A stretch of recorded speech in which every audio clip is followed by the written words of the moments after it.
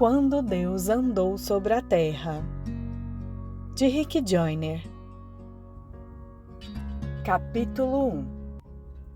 Parte 3. Os céus estavam muito agitados.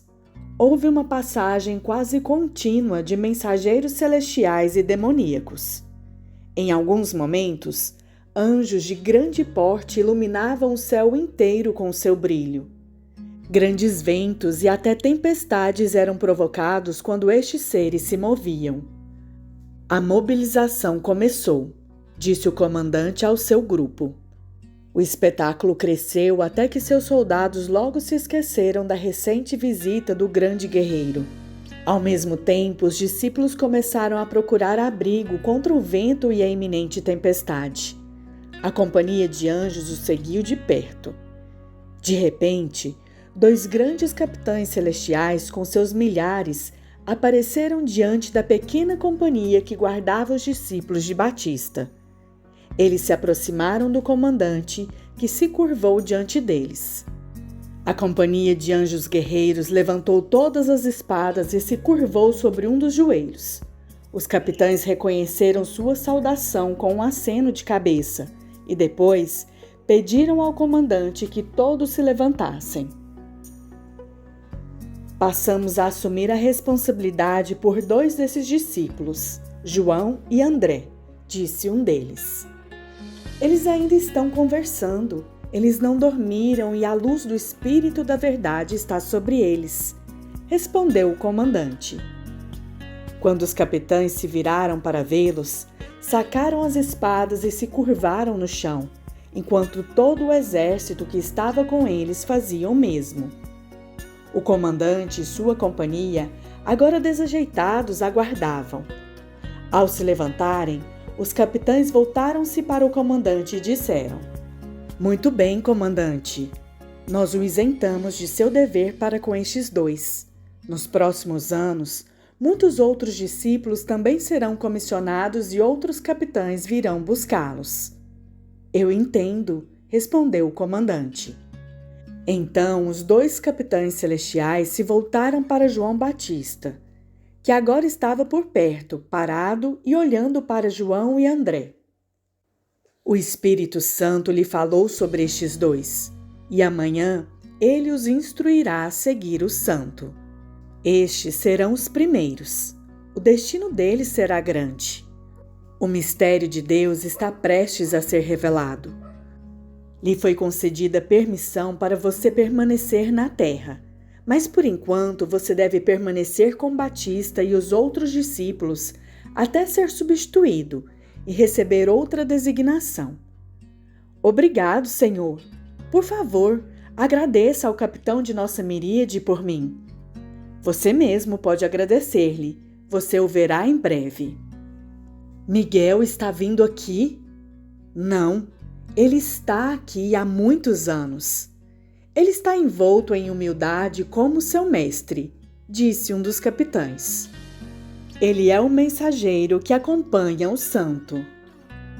"Não tínhamos ideia de que ele era o nosso capitão", exclamou o comandante. "Sim, é ele. Você não o reconheceu porque ele preferira assim. Ele não queria chamar a atenção para o santo antes da hora.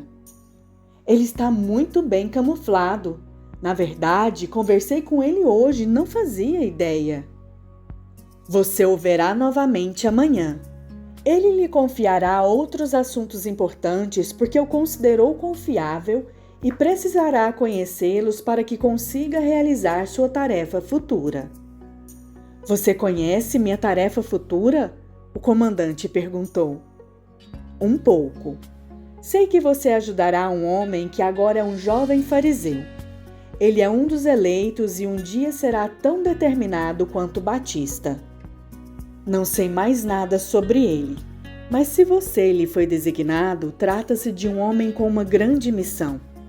Agora você é um renomado guerreiro entre os exércitos.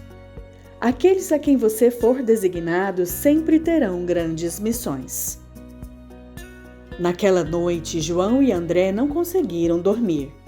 Era como se eles percebessem a agitação que ocorria no céu ao seu redor. Ambos estavam determinados a fazer tudo o que pudessem para encontrar aquele a quem o Batista chamava de Filho de Deus. Na manhã seguinte, os discípulos conversaram muito pouco enquanto comiam o pão. As multidões já se formavam para ouvir Batista. Nenhum deles queria acreditar nas palavras de João sobre seu tempo ter terminado. E todos esperavam que o novo dia trouxesse o velho João de volta. Então ele apareceu como sempre, cerca de 1 hora após o amanhecer. Batista não foi à margem para começar a pregar como costumava fazer. Ele apenas se sentou em uma pedra e olhou por cima da multidão sem nada dizer. Então chamou João e André e disse-lhes para ficarem ao seu lado. Ele não disse nada por quase 10 minutos. Finalmente, quando os 2 discípulos estavam prestes a desencadear uma série de perguntas, Batista se levantou, olhando atentamente para um homem que andava sozinho na margem. É ele, Batista quase sussurrou. Eis o Cordeiro de Deus que tira os pecados do mundo. João e André começaram a respirar fundo. Seus corações pulavam em seu interior. Este é o homem que você chamou de Filho de Deus? João perguntou firmemente enquanto o estudava. Ele é o único. Façam o que estiver em seu coração, continuou Batista apontando para que fossem. Os discípulos fizeram algo inédito. Abraçaram o Batista. Seu leve sorriso os deixou saber que estava tudo bem e que talvez até tivesse agradecido o gesto. Então ele acenou com a cabeça novamente em direção àquele que chamara de Cordeiro. Tendo visto a estranha cena dos 2 discípulos abraçando João Batista, os demais se reuniram ao seu redor para perguntar o que estava acontecendo. Onde esses 2 estão indo? É hora de seguirem outro, respondeu Batista. O coração dos discípulos caiu quando ouviram isso. Eles tinham sido um grupo tão unido, tendo passado por tantas coisas juntos. Com toda a confusão do dia anterior, era difícil ver alguém deixá-los. Mesmo assim, nenhum deles falou, pois ficaram surpresos com a nítida alegria estampada na face de Batista. Raramente eles o viram assim, mas agora ele sorria amplamente. João Batista discerniu seus pensamentos e respondeu-lhes como se estivessem pensando em voz alta. Ele é o noivo. Eu sou o amigo do noivo. Minha alegria se completa apenas ao ver a sua alegria.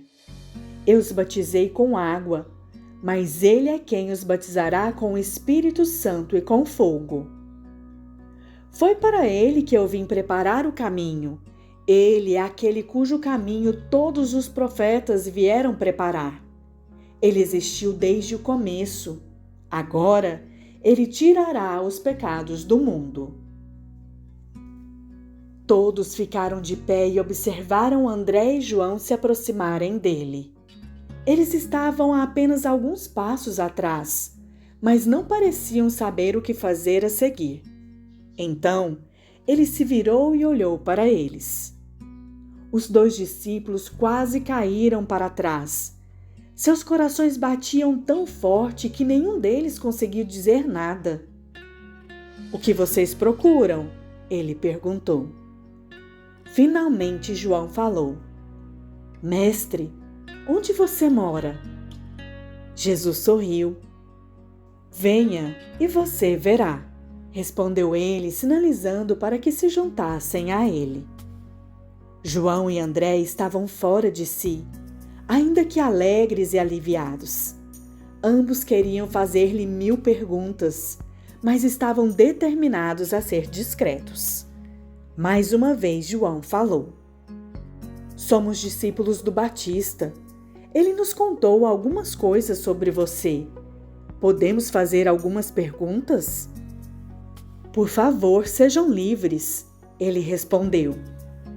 Seu tom era tão calmo e até amigável que os discípulos começaram a se sentir confortáveis o suficiente para conversar livremente com ele.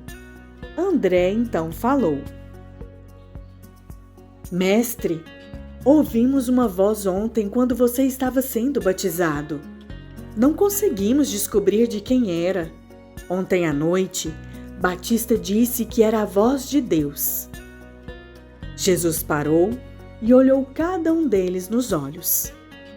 João Batista tinha olhos penetrantes, mas os dele eram ainda mais.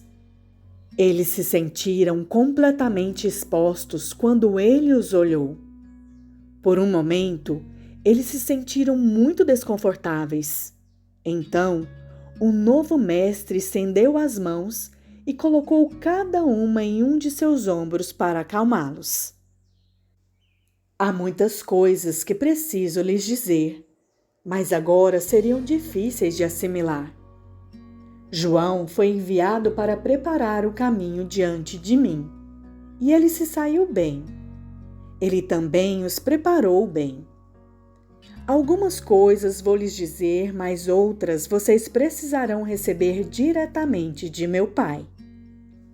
Vocês ouvirão a sua voz novamente muitas vezes, tanto de dentro quanto de fora, como ontem, mas o melhor é ouvir de dentro.